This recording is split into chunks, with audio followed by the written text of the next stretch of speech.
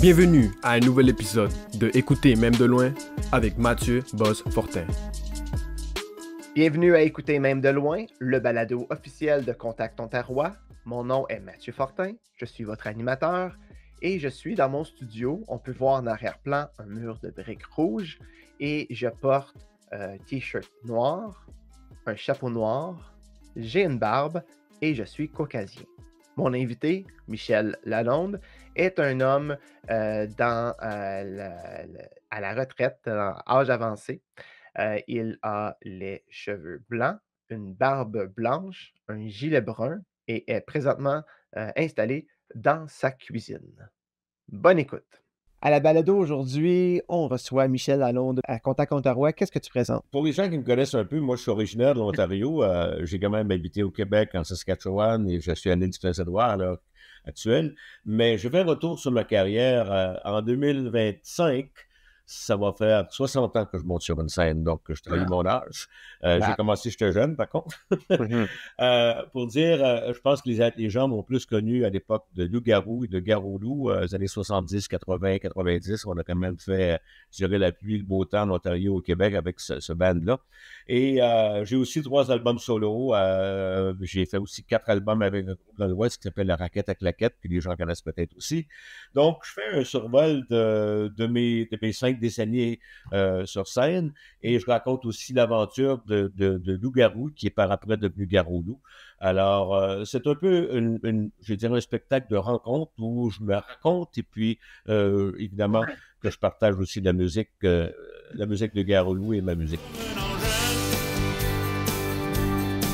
Comme un engin d'ado, je fonce, dénonce. Qu'est-ce que tu as à raconter à propos de tes 60 ans d'expérience sur scène? Tout d'abord, je suis très content de toujours être vivant et toujours avoir le goût de le faire, ça c'est sûr. Disons que ce dont je me rends compte, c'est que mon public vieillit évidemment et qu'il y a quand même toujours une espèce de désir de soif pour... je pense, je dirais pas que seulement la nostalgie, mais je pense l'esprit qui régnait, parce que nous, évidemment, quand je parle du groupe, ça a été vraiment les années 70-80 qui ont été les plus formatrices. Et puis, lorsque justement, j'ai présenté le spectacle dont je vais présenter un extrait au Contact Ontarois, il y a beaucoup de gens qui me faisaient la même réaction, qui me donnaient la même réaction, que c'était pour eux... une époque qui était aussi un esprit.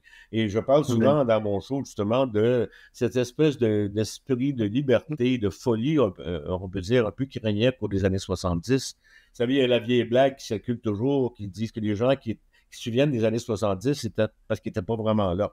Donc, on fait toujours allusion à ce qui s'est passé à cette époque-là. Mais moi, je m'en souviens très bien, puis il y a des gens qui s'en souviennent aussi. Donc, je reviens là-dessus, mais évidemment, je le fais à travers mes chansons. J'ai un album qui est quand même là depuis 4 ans, en 2019, juste avant la pandémie. J'ai réalisé mon dernier album. Donc, à travers mes chansons, tout ça, où je raconte aussi mon parcours, mes préoccupations pour les sujets du jour, que ce soit la justice sociale, que ce soit l'environnement, que ce soit, la langue française et tout ça. Donc, c'est toutes des choses que j'ai défendues au cours de ma carrière. Et puis donc, je dirais que c'est un spectacle qui est à la fois une rencontre et un retour sur ma carrière. Cette carrière a débuté, a pris son envol avec le groupe Garou-Loup. J'ai un vinyle ici, justement. C'est votre premier album, ça? C'est ça, c'est le troisième. C'est le troisième. Le premier s'appelait Loup-Garou. Et suite, quelques démêlés judiciaires, on a dû changer de nom. Donc, le deuxième s'appelait Garou-Loup. Celui-là, c'est Romancero. Et c'est écrit en tout petit, mais c'était le deuxième album de Garou-Loup. Et vraiment, je pense que c'est assez évocateur de ce qu'on faisait. Vous voyez un peu le look très rétro, mais c'était une musique qui était très progressive. Nous, notre formule, c'est qu'on reprenait des chansons qui étaient de la tradition, mais on les faisait vraiment avec, un traitement qui était pour l'époque, très moderne, parce que nous, on est tous nés musicalement dans les années 60, 70, où la musique prog battait son plein. Donc, moi, c'est mon école. Je n'ai jamais vraiment chanté de musique traditionnelle lorsque j'étais jeune. Donc, je chantais les Beatles, les Stones, Steppenwolf, c'est mon école. Mais par après, lorsque, avec le groupe, on a commencé à faire nos premiers pas, on est allé replonger dans le terroir. Et puis, il y avait tout un mouvement à l'époque. Pour ceux qui étaient là, les années 70, c'était le drapeau, c'était les bottines de feutre, c'était le retour aux sources et tout ça. Donc, on a fait partie de cette mouvance-là.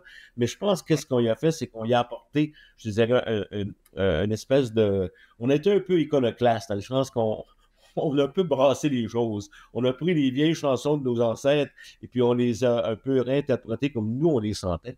Et ça a eu une sonorité, ça a eu un effet. On avait un public qui nous suivait qui faisait entre 14 et 70 ans. Donc, c'était vraiment très commun pour nous de voir des salles où on avait des gens de tout âge dans nos salles. Et puis, alors, c'est une recette qui a marché, mais qui, pour nous, était vraiment juste une suite naturelle de ce qu'on faisait. C'était des belles années pour la musique, mais ça a dû sûrement être des belles années pour vous en tant que groupe. Qu'est-ce que tu retiens de cette formation Garou-Loup? Moi, ce que je retiens beaucoup, c'est nous, Garou-Loup, je pense, à l'instar de certains autres groupes d'époque, si on parle d'Offenbach ou d'Harmonium ou Beau Dommage, c'était beaucoup des groupes qui étaient menés par un ou deux auteurs-compositeurs, des chansons soit de Michel Rivard, de Serge Fiori, qui étaient rebrassés dans l'intérieur du groupe. Nous, c'était vraiment différent, c'est qu'on approchait ça de façon beaucoup plus collégiale. On arrivait et on était tous propriétaires de la chanson qui venait du terroir. Et donc, ça veut dire qu'il y avait vraiment, dans tous nos arrangements puis notre approche, c'est très collaboratif, on travaillait beaucoup en atelier. On avait un local où on travaillait à l'année. On ne faisait pas autre chose que du Garou-Loup. Donc, tous les jours, on se rencontrait, on entrait en studio, on faisait des essais. Donc, c'était vraiment un laboratoire au niveau de la création. Donc, moi, c'est ce que je retiens, cette espèce de camaraderie puis d'énergie qui nous animait au niveau de ce qu'on faisait. Alors, on n'était pas, on portait pas des chansons où il y avait un message immédiat. C'était plus, je pense, toute une tradition qu'on portait, qu'on réinventait pour le public qui ne le connaissait pas. Et donc, on était un peu un conduit. Avec le projet du spectacle que tu présentes, tu vas faire de la route encore. Tu en as fait beaucoup dans ta carrière de la route. Ouais. Qu'est-ce qui te donne encore le goût de faire de la route à l'âge que tu es rendu, avec l'expérience que tu as? Tu pourrais dire, non, tu as encore le goût d'aller sur la scène faire de la route. Pourquoi? Qu'est-ce qui te garde allumé? Je pense vraiment que c'est le public. Pour moi, dans le fond, j'ai toujours adoré le contact avec le public. Et justement, c'est sûr que parfois, je pense, je me dis, est-ce que j'ai encore l'énergie de faire ça? Parce que c'est sûr que j'ai beau y penser, mais il faut se préparer, il faut monter, il faut être sur scène 1h30, 2 heures debout, tout ça. Ouais. Et c'est drôle, je disais justement à ma copine dernièrement, parce que j'ai des problèmes d'arthrite, tout ça, la main gauche, ça fonctionne moins bien qu'avant, tu sais, je prends plus de temps pour me réchauffer. Je disais, une fois que je suis sur scène, je ne sens plus rien de ça. C'est comme ça, quelque part, je ne sais pas si c'est l'adrénaline ou le retour du public, mais je me sens le corps a une mémoire aussi. Exactement. Donc, quand on est là, le sentiment il est là, le reste du corps, il va avec aussi. Absolument. Puis je pense que justement, ce retour du public, pour moi, je carbure à ça. Je ne dirais pas que je fais ça uniquement pour ça. C'est sûr que si je n'avais pas le goût de le faire, si j'estimais que je n'avais rien à dire, je ne le ferais pas. Mais je pense que j'ai encore des choses que j'aimerais partager. Et puis, j'aimerais aussi, il y a longtemps que Garou-Loup n'a pas tourné. On a fait un retour dans les années 90 pour quelques étés. Mais depuis ce temps-là, il y a plein de vieux fans qui me disent, est-ce qu'on va le voir un jour sur scène? Puis, mais je pense pas parce qu'il y a un des membres qui est moins actif qu'avant. Puis je pense que ce serait un peu trop compliqué. Mais par contre, peut-être que je peux monter sur scène justement, puis partager ce que j'ai obtenu cette aventure-là. Puis c'est un peu un cadeau que je fais donc à ce public-là qui a une soif de nous voir. J'ai l'impression que ton spectacle, c'est comme aller sur une date avec toi. On va apprendre à te connaître et aussi à apprécier qui tu es. Merci beaucoup. Moi, j'ai beaucoup apprécié le moment de discussion avec toi et j'espère que tu aies tout le succès que tu souhaites. Mais ça m'a fait plaisir, Mathieu. Merci beaucoup aussi de ta part.